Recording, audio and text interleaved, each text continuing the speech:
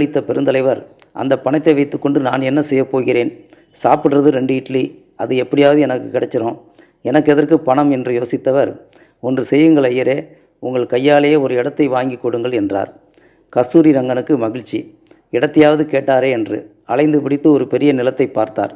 விலை பேசினார். காமராஜர் கொடுத்து வைத்திருந்ததை விட கூடுதல் விலை. அந்த கூடுதல் பணத்தை ஐயரே போட்டு நிலத்தை பேசி முடித்தார். பத்திரப்பதிவுக்கு பெருந்தலைவரை அழைத்தார்.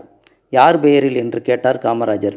உன் பெயரில்தான் என்ற பதிலை கேட்டு அலறிய காமராஜர், எனக்கு எதற்கு காசு, பணம், சொத்து எல்லாம்? நானா சம்பாதிச்சேன்? மக்கள் கொடுத்த காசு. என் பெயரில் வேண்டாம் என்றார்.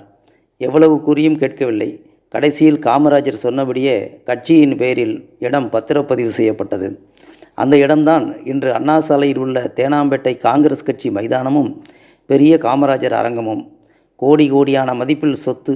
யார் யாரோ எப்படியெல்லாமோ அனுபவிக்கிறார்கள்.